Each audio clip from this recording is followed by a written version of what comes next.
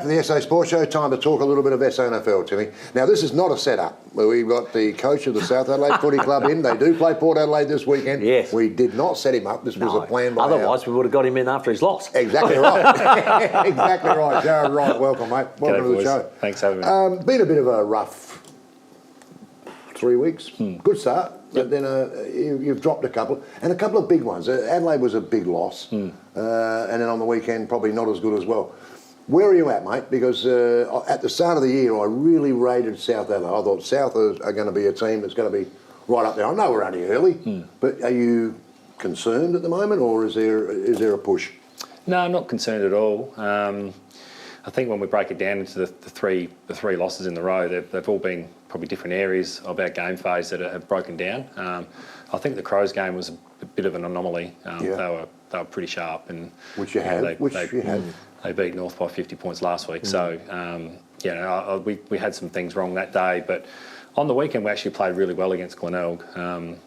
We kicked 1 goal 6 and 2 didn't register from set shots in the third quarter. Yeah. And we're down by 5 points at three-quarter time. So if you take some opportunities, you're 2 or 3 goals up at three-quarter time, and they were going with the wind in the last quarter, but you can defend that. But you're 5 points down. I guess the mood of the group's a little bit frustrated. They're not taking opportunities, and they got a couple of goals, late that blew the score out a little bit. Yeah.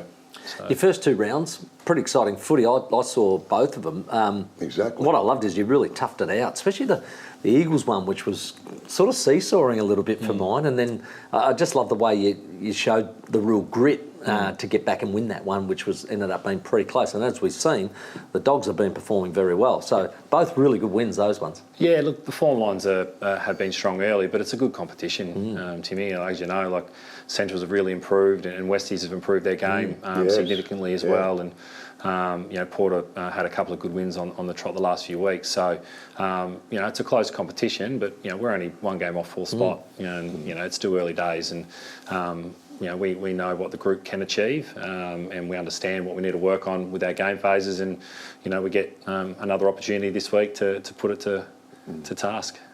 And some of your senior players you obviously rely on heavily. I did hear that Bryce Gibbs got hurt. It was a thumb. Can you tell us how he's going?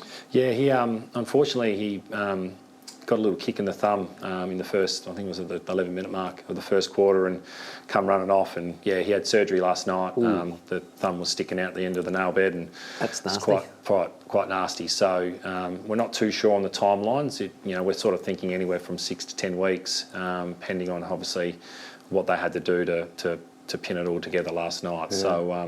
Yeah. So it's disappointing for Bryce, because he, round 5 last year, he did his shoulder and missed the whole year, and he was big of him to come back and try and play again, because he does have a lot of belief in the footy club and what we're doing down there, and for him to be on the long-term injury list again's going to be difficult, but there's another opportunity for a young bloke, and our reserves are going really well at the moment, and there'll be some opportunity for some kids to come in and play. He plays a pretty important role, Gibbs, doesn't he? Not only on the ground, he's in player development as well, and he has bought into the club. We know that, and speaking to people that know him and whatever, he really has bought in. So it's not only on the ground, but he's a pretty important player and person off the field. Yeah, no, Bryce does a terrific job. He's really bought into his role under Mark Clayton. Another Port, great clubman. And I guess together they're running a junior program and a talent program. Mark's the talent manager, and Bryce supports him, does all the coordination for the 13s, the 14s, the 15s programs that get run, all year round. And the zone's really starting to develop with Mark at the helm and Bryce supporting him. So it's been really good.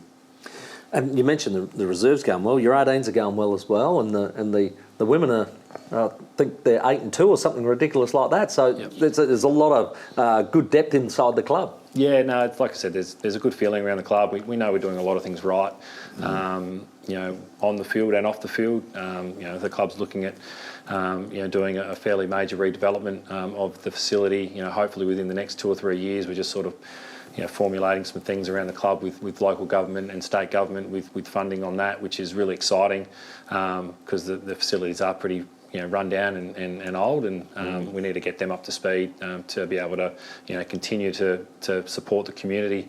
Because it's hard to believe that was 95, I reckon, the first game, wasn't it? And the change rooms are still the same. Yeah, there you go. Yeah, it's amazing. Get someone to fix up that grandstand, mate. That's all you need to do. It struck me at South Adelaide where if you sat down the bottom of the grandstand, the people can stand in front of you on the asphalt. And you can't see anything. They didn't build it up. That's how I look at it. Just one row back, Bass. Yeah, that's a long way back. That was when they had the one-way highway down the south as well. Good point, mate. Yeah, good point. Congratulations on re-signing as well, mate. I think that was last year sometime, October maybe, around that time.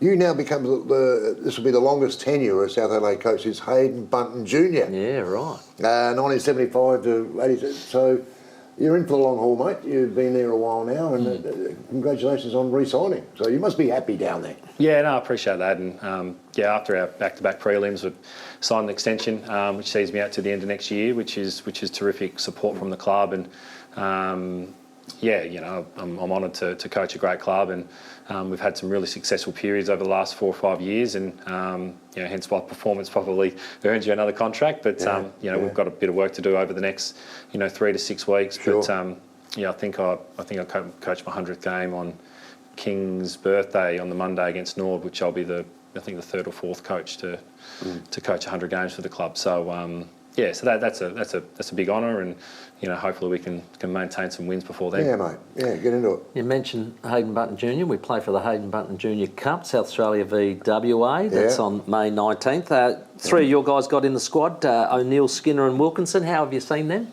Yeah, they've been terrific. Sammy Skinner's a big key defender who has been really strong for the football club. He was obviously with us 2 years ago before getting another opportunity at the Power last year, and has come back into the football club, which was great. Amon Wilkinson's a small pressure forward, and his pressure's just been amazing this year. He's really worked on his fitness, and his repeat speed and the efforts are the best it's been in 2 or 3 years. And he was in the state team a few years ago. But did a hammy early last year and just missed out. And Mitch played state footy last year as well. So, they're in the 32-man squad. Whether or not they get to the final 24 that play, but it's a real credit for those boys the way they're performing at the moment.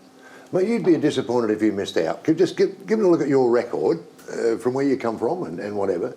You'd be disappointed if you didn't play finals, because everywhere you've been, you've played finals. Virtually everywhere you've been. We talked about the back-to-back prelims with South, but you won back-to-back flags with the Eagles, reserves, Henley Sharks, premiership there. Mate, wherever you go, something's happening, so you'd be a bit disappointed if you missed out. I mean, you must be proud of your record for a start, but boy, if you missed out on the finals, what do? You wouldn't know what to do. Go home and play down. Like I said, we believe we've got the squad to be in the finals mix this year. We were last year, but we didn't have some continuity with injuries, so we've got the work cut out for us though, because everyone's improving every week, and we get a chance to, I guess, right the wrongs from the previous few weeks against the Maggies this week at Alberton. Well, there's a couple, mate. You got Port at Alberton, then you play Sturt at home. There's a couple of very big games for you, aren't they, really? You'd like to tick those two off because they're not easy games. But as you said earlier, with the improvement of Centrals and Westies, there isn't too many easy games anymore, is there? No, there's not. And it's a great competition. The SANFL are doing a wonderful job at continuing to grow and invest into the competition and the junior development. So it's a privilege to be able to coach a team in this competition, and we'll be there for the fight on Sunday afternoon at Alberton. Yeah, and we can't wait for you to get down there, mate, can we, Tim? Yeah, we've locked the gates. We've locked the gates, yeah. Come in the other way, mate. Yeah, you've got to come through the construction site. Yeah, you mind? Yeah, you don't mind doing that. Good luck, mate. I really appreciate you coming in. We'll catch up with you down at Alberton, I dare say, on the weekend. That'll be a cracker. It always is with South, actually, in the last few. I think you've had a pretty good record at Alberton, to be honest. I think you've knocked us off down there a few times, so... I'll say good luck, but it might be... Tongue-in-cheek. Good on you, mate. Thanks for coming in, mate. Really appreciate it. Thanks, Papa. Jarrad Wright, our special guest.